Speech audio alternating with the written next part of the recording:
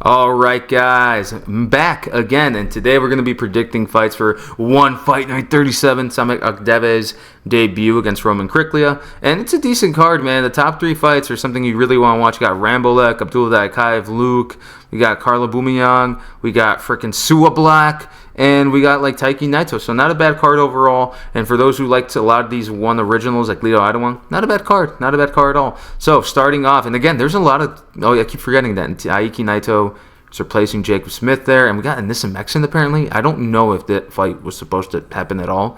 So I'm not sure how I feel about that. But whatever, I never heard about that, so let me know if I'm off a perk and I just don't know that Anissa Mexon was supposed to fight Vero. But that'd be a good fight. Kind of wish you could have seen it. It would have been a good fight for the card, but whatever, it doesn't matter. Now, on to the first one. Gilbert Nakatani versus Eko Ranji Saputra. So, Gilbert Nakatani, now, for those who don't know, he's a half Japanese, half Hispanic dude, I think, out of California. And he fought in LFA, but he's not doing too hot in 1, the 3, in the 8-3 record. 2 of those losses are in one championship, I think, to Yuya Wakamatsu and also to someone else. Who did I forget? He lost to Yuya and he also lost to, let me double check. Jeremy Maito. And we got Eko Ranji Saputra, who's been in one championship for a while. He's one of these Indonesian trailblazers, Southeast Asian trailblazers who, wouldn't do great in their promotion, but one is the place where they really get to shine, they really get to show off. And they've done well for themselves. Eko's done well himself. At one point, he was like, back when he first started, he was like on a 7-fight win streak and won championship until losing to like Danny Kingdad, Young Hu, and Dzongzar Sakirov. The real top of the division, with Dzongzar Sakirov really being the best one so far. It could be a champion. But other than that, though, I think this is one of those fights because like Eko was like an 0-3 losing streak and Gilbert's on an 0-2. This seems like it's gonna be a loser might get cut from the promotion type of deal. So it's a tough one. But I do think I would give when it comes to who I would pick, I think I'd pick Gilbert Nakatani because I've seen what he can do in LFA. I think he's a decent fighter, but I do think he can get the better of Eko Ranji Saputra, who I just don't think. I think he's just a step below the top of like the top 5 of one championship, maybe in a step lower. But Gilbert Nakatani, I think, hasn't enough skill to take care of him. So I do think that's an easier pick, even though it is a bit of a worse seeds of the division fighting each other. And I don't like saying that because I want fighters to succeed, but it seems to be the unfortunate reality with this fight. So I'm going to be picking Gilbert Nakatani to, I believe, get a 3rd round submission. I think he's going to submit Eko Ranji Saputra, dominate him, and eventually choke him out or TKO him. I think he gets a late finish, and unfortunately, they'll be the last of Eko in one championship. He'll probably start fighting in the Southeast Asian promotions. Might see him Full Metal Dojo. You never know. But that's beside the point. So other than that, though, Gilbert Nakatani, 3rd round decision. Or finish, excuse me. Second fight. I'm really excited for this. Taiki Naito. Excuse me. My heater just turned on. But anyway, so as I was saying, Taiki Naito. So for those who do not know, Taiki Naito is been around forever. He used to fight in shoot boxing, and he's fought everyone, man. He's fought Haggerty, he's fought Laz Mahmoudi, he's fought, who else has he fought? He's fought Duong Deleng, he's fought everyone, and he fought Tension. I forgot that. He fought Tension. And yeah, I want what's best for Taiki Naito. Everyone talks about the Team Vasilius, guys. We love Team Vasilius. This is the Team Vasilius fanboy channel. But I got to give the other Japanese guys some credit. And again, Taiki's been taking the hardest fights. And to me, oh my God, what happened there? But anyway, and Taiki's been taking the hardest fights. And to me, I reward that because, again, a lot of these guys who have been coming from K1, they've been coming to 1, and there's kind of the curse where, like, they come in and they lose their first fight and they struggle. Or even with Kaito where he loses and he just doesn't come back. Taiki Naito, when he started off in 1, he started off good. And he's been consistently fighting at that top level, fighting the best guys in Muay Thai and in kickboxing. And to me, that's always impressive. I always love it when guys when shoot boxers are able to succeed. Like, literally the reason why I'm such a Kaito Ono hater is because he's like, well, who people wanted Taiki, who Taiki Naito is who people wanted Kaito Ono to be. But what does Kaito Ono do? He loses in 1 and fucks off back to shoot boxing. Excuse my language.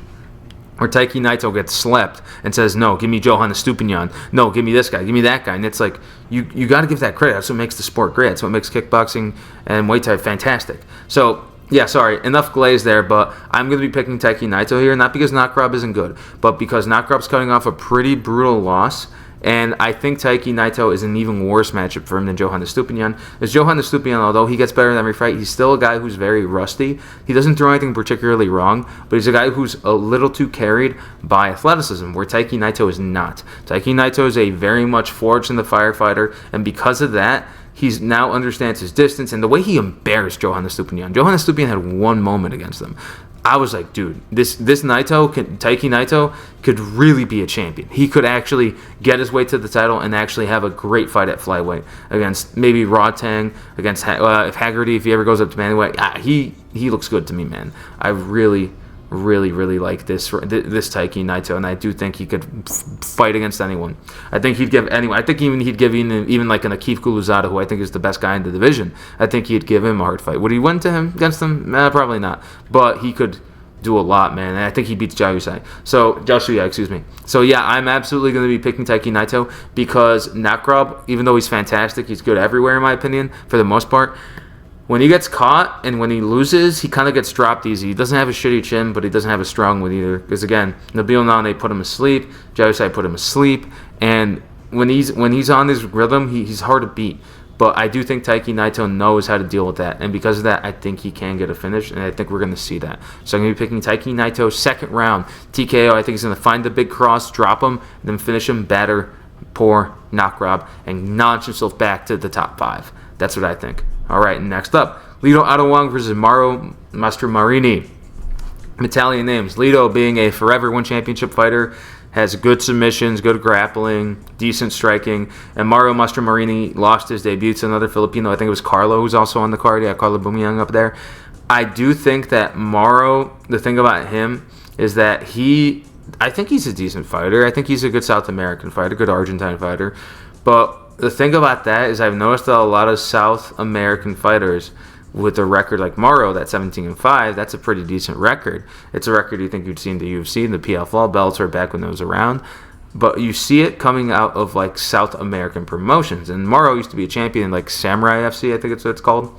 And now that he's come to one, he kind of got chinned in that fight. And it was a good fight. I thought he was doing well, but it's just one of those things where it's like when you see that, it normally doesn't bode well. It's like, oh, you come to the top. Okay, you lost your first fight. Okay, can you come back? Because one does like to give their fighters like hard fights. One isn't really. They have blatantly protected people in the past, but usually when they're neutral, they give good matchups. Like again, when Takeru came in, he fought super like right away.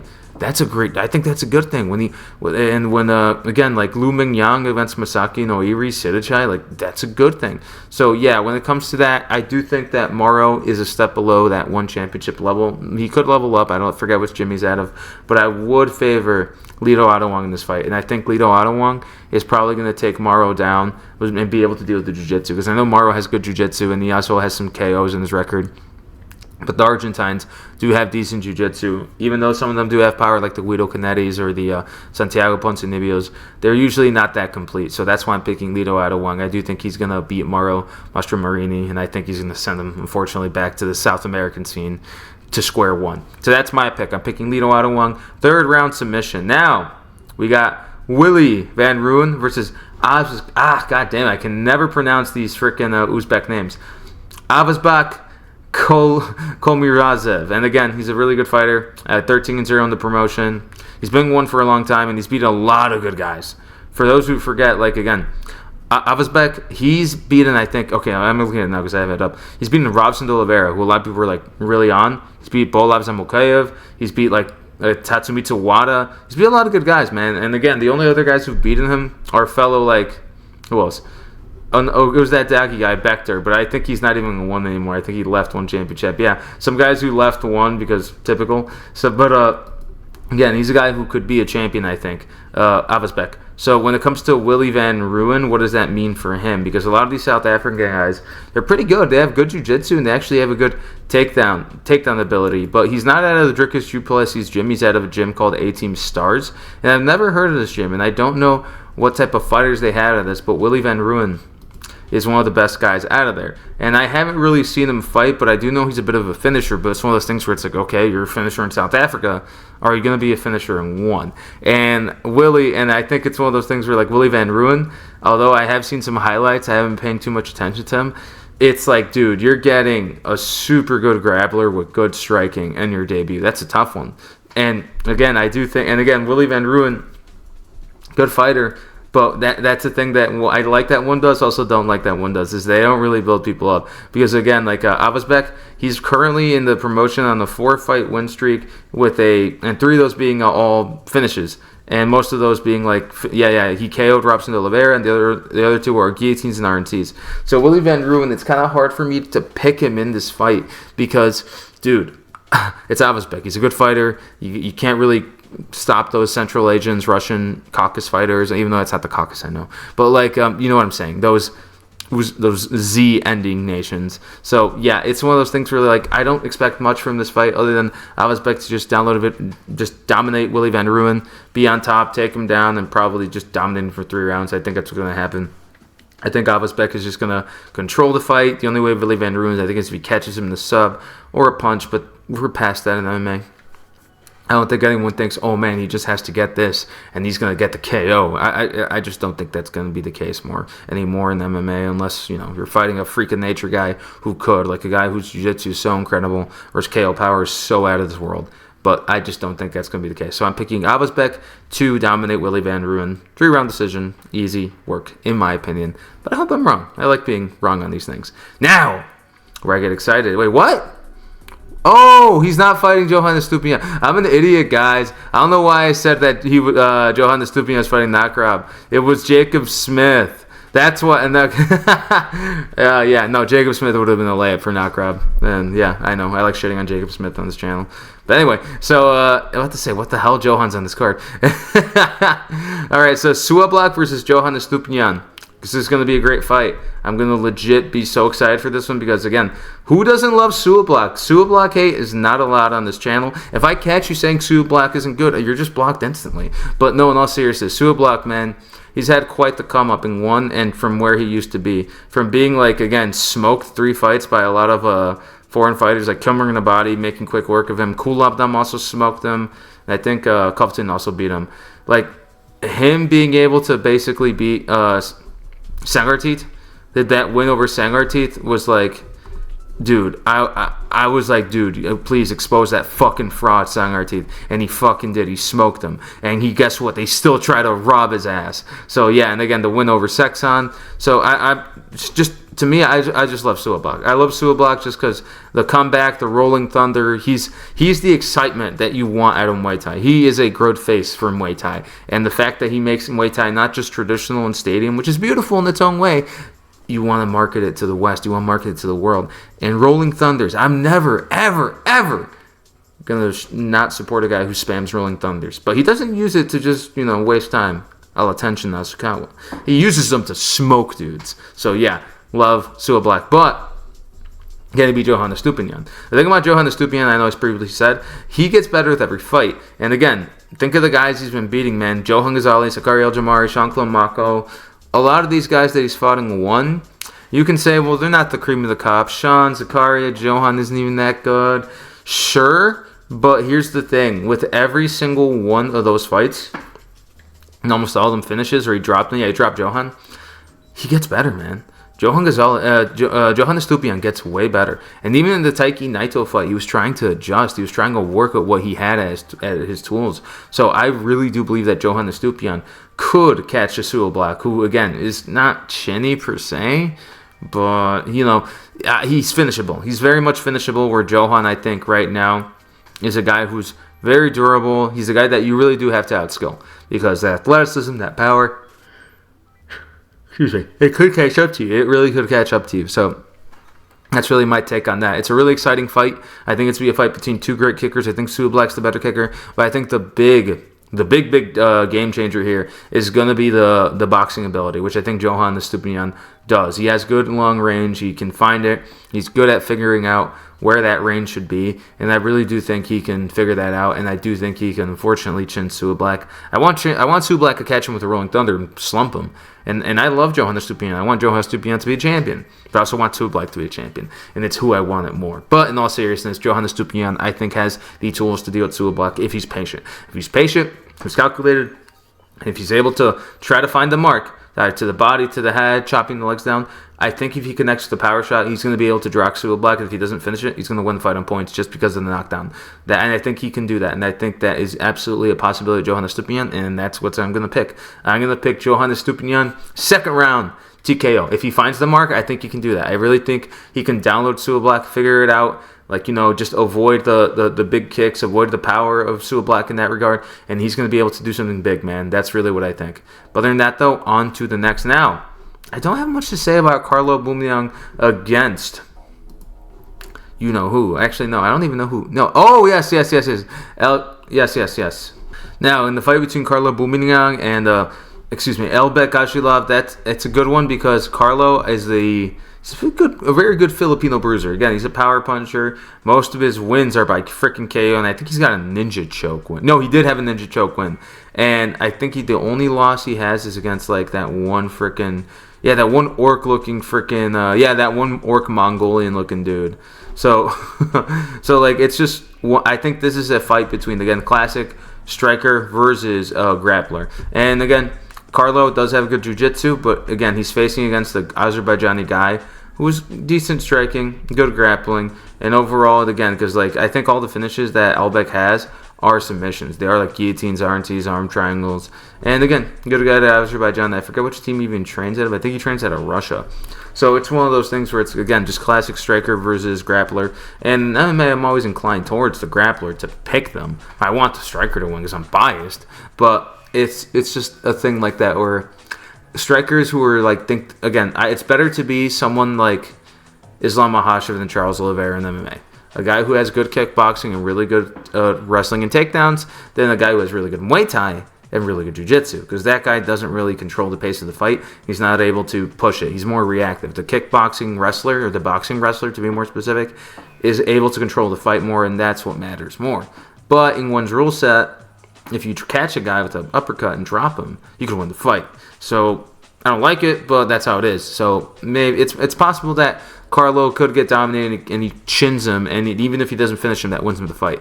But you never know. So, in all seriousness, I do think Elbek Alyshov is going to be able to take down someone like Carlo Bumina-ang. I think he's going to be able to avoid the striking and probably take him down, get on top. And although Carlo will probably be able to stop the submissions because he has a good understanding of it, and he's also been subbed before by the Mongolian dude, whose name I can't pronounce, I think he's going to probably be able to survive, but he's not going to win.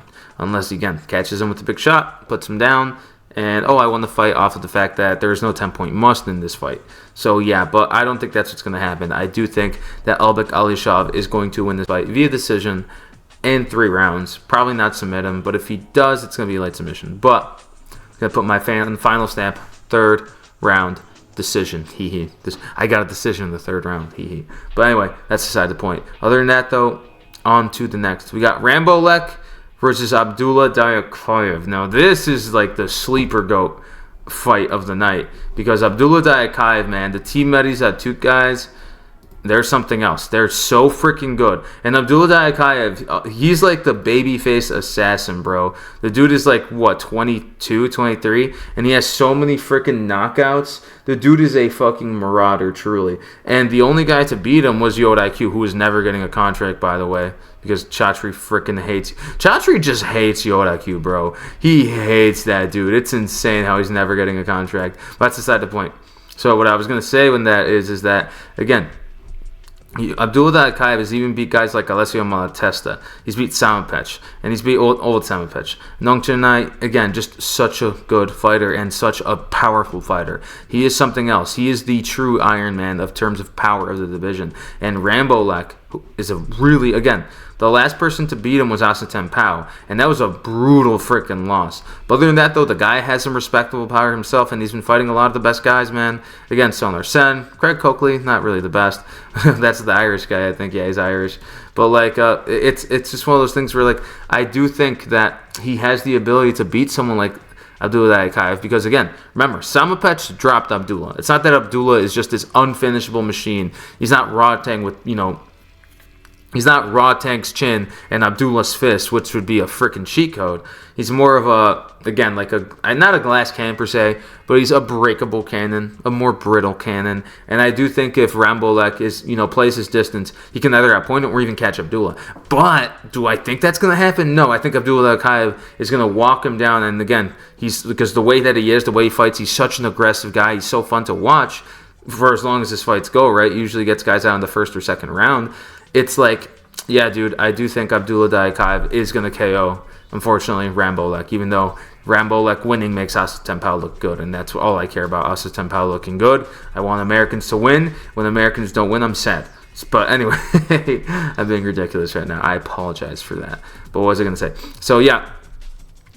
When it comes to that, I do think Abdulla Dayakaev is probably going to get Rambolek out there in the first round. I think he's going to probably find a lot of body shots, piece him up, drop him, and get a 3-round stoppage. He's going to drop him 3 times and get the stoppage. That's what I think is what's going to happen. 3-round, first-round TKO because of that. I don't think he's going to flatline KO him, but I do think he's going to stop him. I think I see an Abdulla Dayakaev stoppage in this fight, and unfortunately, there isn't much else to it. That's just all I see. I think is going to happen. I don't think Rambolek has the ability to keep Abdulla Dayakaev off him, and the only way he does this is if he catches him, which if he does, he could drop him. I think he has the ability to.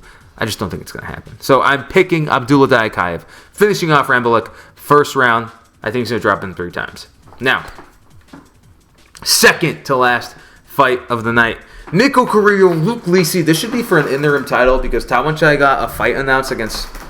Oh, yeah, it was Lu Mingyang. He's fighting like next month, I think. Or at the end of the month? Yeah, at the end of the month. And it's like, dude, just make an interim belt. And it should have been between these 2 guys. Because, again, Shadow's not fighting. And it's Nico and Luke. The 2 biggest, faces, I think, in terms of Western faces in the division. And I believe in Luke Lessei, man. Like, over in the kickboxing group chat, everyone's shitting on me because I think Luke's going to win. And I think Luke's going to win. I really do. Again, let's be... Okay, this is where I'm going to do some Nico Carrillo hate. Not because I think Nico's bad. Nico Carrillo is a very good fighter. He's beat a lot of good guys. But here's the truth, guys. He's a weight bully. Are we going to pretend he's not? What happened the second he fought someone his size in the Bill Non? Oh, he got freaking obliterated. Well, and then he goes up, he fights old man Sidichai in Muay Thai. And again, people go, but Sidichai's a Muay Thai fighter. The dude made his name in glory. Yeah, he was a stadium champion like 20 freaking years ago, but he's a kickboxer. And again, they were holding on to him for that. The second that he got light, that he beat up on old man Sidichai, he got kicked out of 1. So it's like, no, Nico Carrillo is not who we think he is. Yeah, he was a WMO champion. But those are lesser titles in the grand scheme of things. WBC titles are better than those titles anyway. WMC titles are better than WMO titles. And that's not to crap on... God damn it, focus camera. And that's not to crap on them. I'm not trying to crap on his legacy or that he's not a good fighter. He's a great fighter. But when it comes to that, who's his best one? Okay, Samapich, a bantamweight. Nongo, a guy who can fight at flyweight. He's been weight bullying his whole career. Now let's look at Luke Lessei's career. A guy, again, people who are really cutting him out. Joe Nottawa, former Lion Fight champion. Eddie Abasolo, close fight, one of the better American guys. Mampara Koyate, WMC world champion. Again, just those 3 fights alone are already better than Nico Carrillo's career, in my opinion. I really do hold Luke Lessei's resume higher, not in terms of victories. I do think Nico has the better resume. I think it's hard to argue, to be fair. But I'm saying when it comes to the level of competition he's been facing and how well he did against them, again, the losses against Joe Nottawa and Mampara Koyate, he rocked them both and dropped Mampara, who's the better fighter than Joe, just because Joe's old. And again, he rocked Joe. It was a close fight. So it's like, again, and when he fights lesser fighters like Cody Jerome, he gets them out of there easy. And again, let's talk about skill now. Okay, what does Nico Carrillo do? No, seriously, how does he fight? He comes forward, he tries to beat the shit out of him, he tries to weight bully. He has good elbows. I'm not going to say he can't fight. He has good boxing, good elbows, and a decent low kicking game. But dude, Nongo had him fucking hurting because of his low kicks. A flyweight was able to chop down. Luke Lessei is a super good kicker, dude. Excellent low kicks, good teeps, sneaky kicks to the body, good knees, good elbows. I think Luke is the more complete knock Muay overall, and he has good boxing. Now, other than my fanboying for Luke aside, I do think that the way the fight's going to go is that it's a close fight. Very close fight. Because I think that Nico has the big edge and power. And Luke is a super hittable guy. He just is. So I think if Nico is able to just get in there, I think he could probably drop Luke. But also, there's nothing involved. This is the first time that he's fought at featherweight, and he's fighting a guy who's bigger and longer. Yeah, he's fought Nabil, but Nabil's built like a freaking slender man. Luke is built like a real human being. And I've met Luke Lessei. I've talked to him. I've shook his hand. Dude's big, man. He's like 6'2".